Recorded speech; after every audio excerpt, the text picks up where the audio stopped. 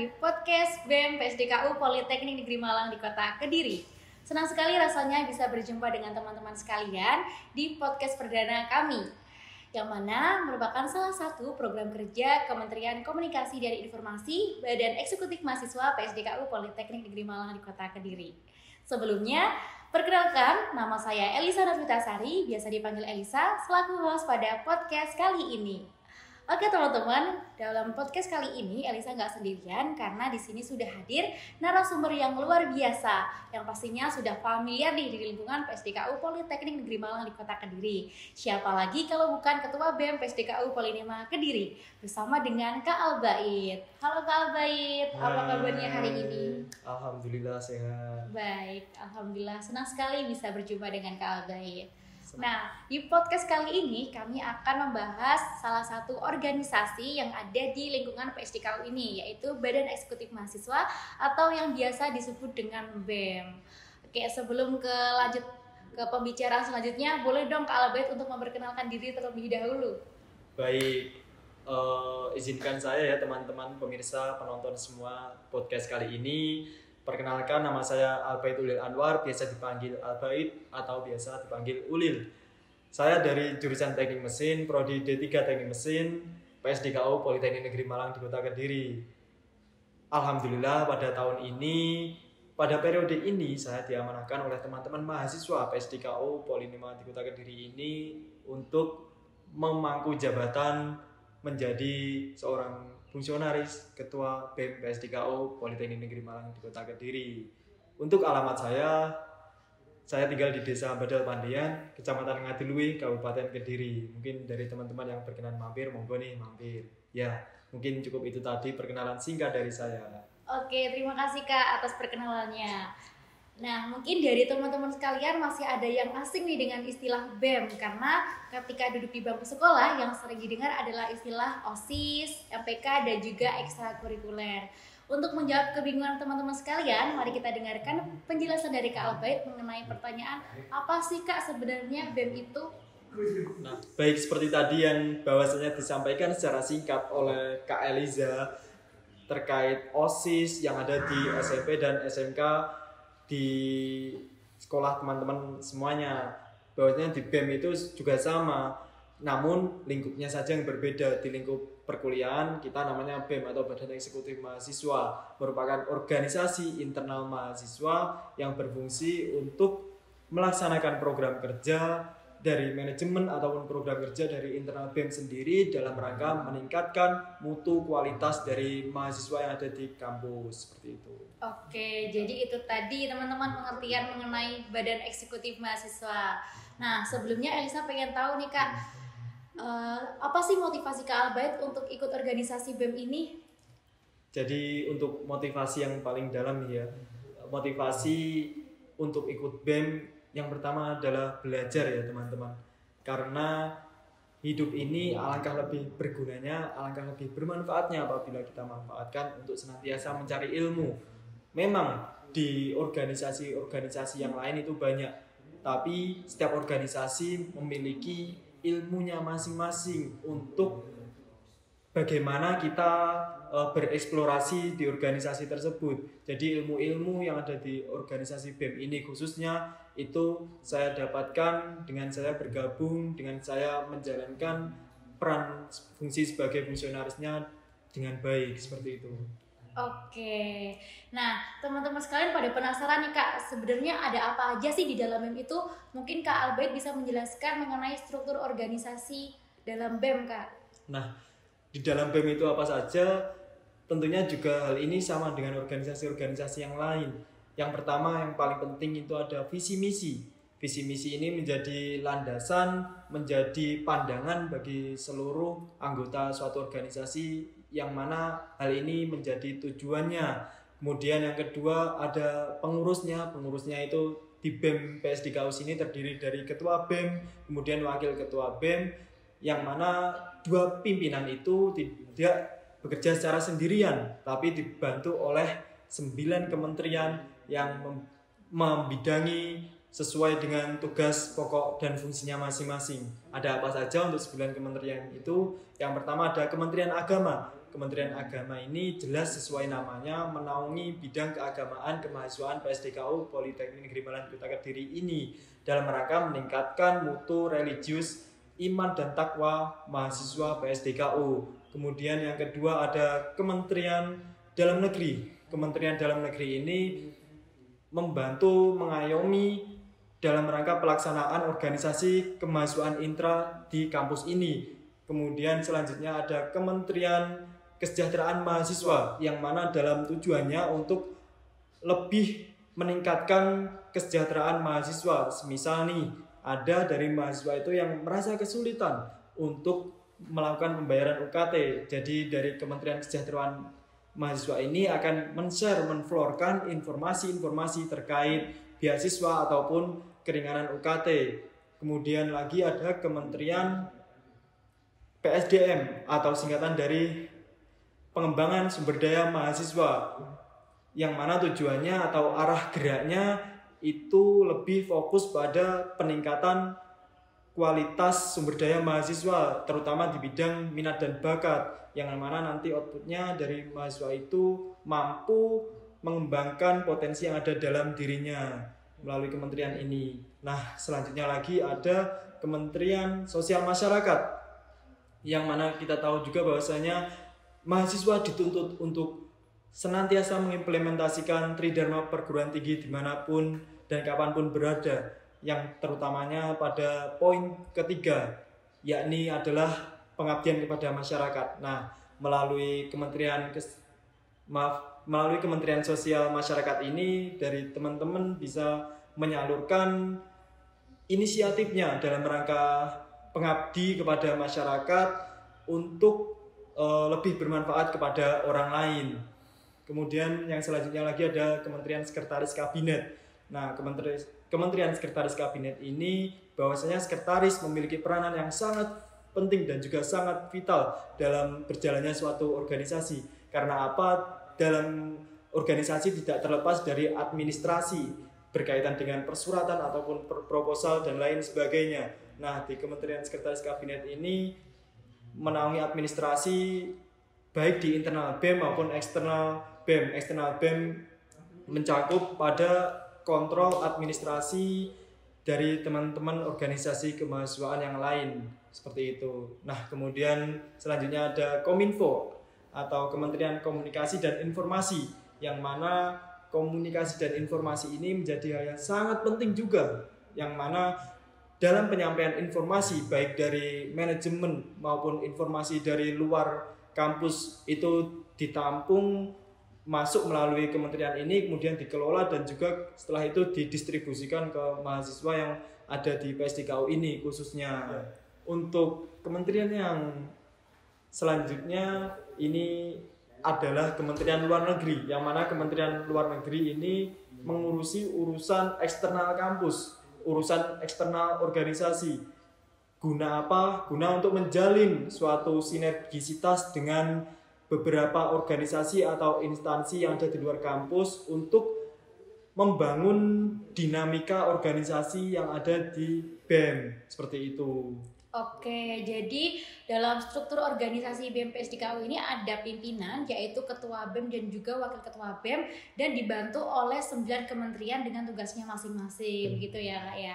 Nah, tadi Kak Albert sudah menjelaskan mengenai pengertian dan juga struktur organisasi. Kalau untuk fungsinya sendiri nih Kak, fungsi dari BEM PSDKU Polinema ini apa sih Kak?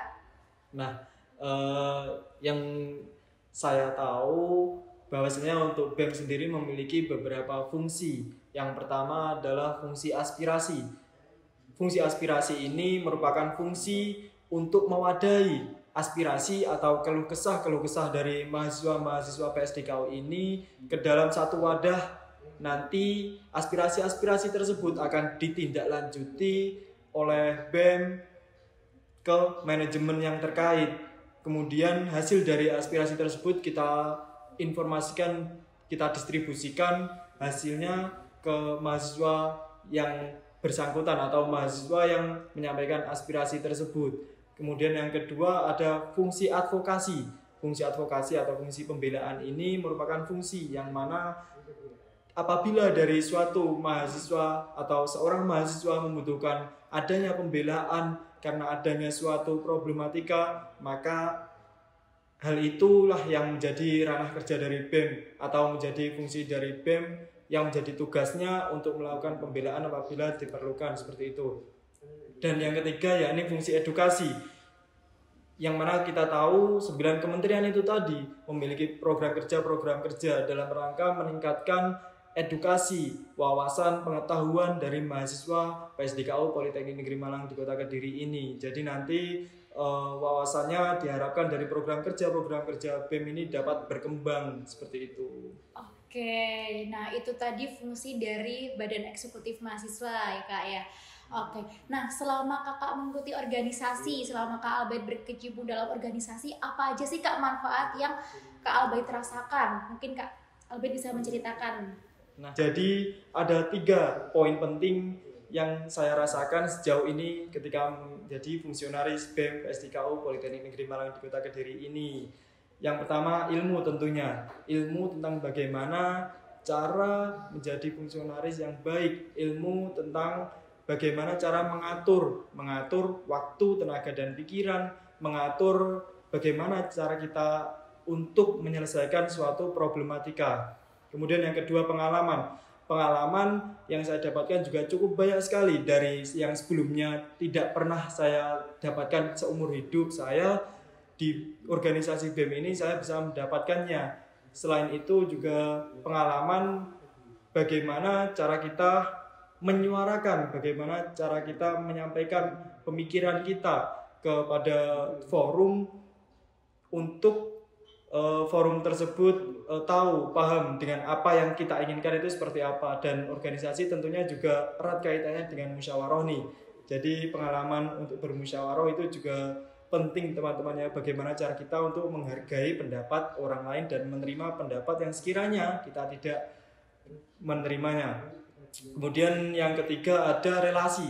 Relasi ini menjadi poin yang sangat penting karena apa? Hambar rasanya menjadi fungsionaris suatu organisasi apabila kita tidak memiliki relasi, karena relasi ini sangat penting untuk membangun, untuk memberikan suatu inspirasi dalam hidup, untuk memperluas jaringan ke seorang organisator yang lainnya, seperti itu. Oke, ternyata banyak sekali manfaat yang Kak Albaid dapatkan ketika ikut organisasi sampai saat ini. Mungkin ada gak sih Kak kriteria tertentu agar bisa ikut gabung dalam organisasi BEM ini? Nah, sebenarnya untuk kriterianya yang paling mendasar itu yang pasti niat ya teman-teman. Jadi ketika kalian ingin bergabung dalam suatu organisasi, pertama tata dulu niat kalian. Agar apa? Agar suatu saat nanti dimanapun kondisinya dan bagaimanapun hujan badai yang menerpa, itu kalian tetap bertahan. Kemudian yang kedua, tanggung jawab. Nah, tanggung jawab terhadap niat kalian ini.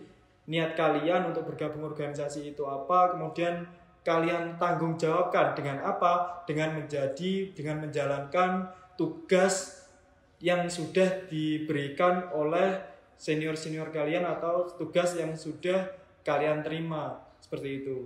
Oke, nah untuk mahasiswa atau mahasiswa baru PSDKU Poli 5 mulai semester berapa sih Kak bisa ikut organisasi BEM ini?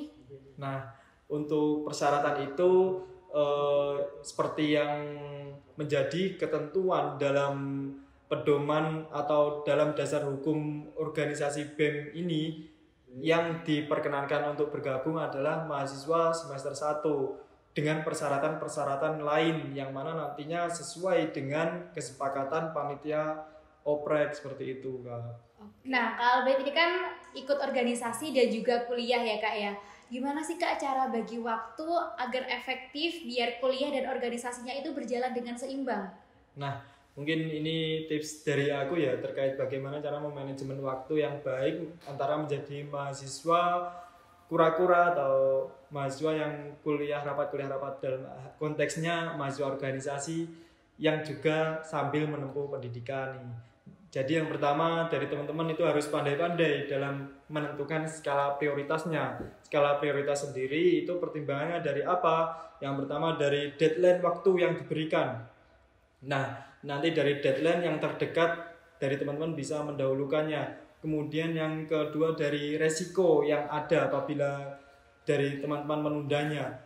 Jadi nanti resiko apa, besar kecilnya resiko itu bisa kalian masukkan ke dalam skala prioritasnya. Dan kemudian yang terakhir itu ada bagaimana cara teman-teman mempersiapkan diri dari awal atau memplanning atau menjadwalkan dengan tata rapi.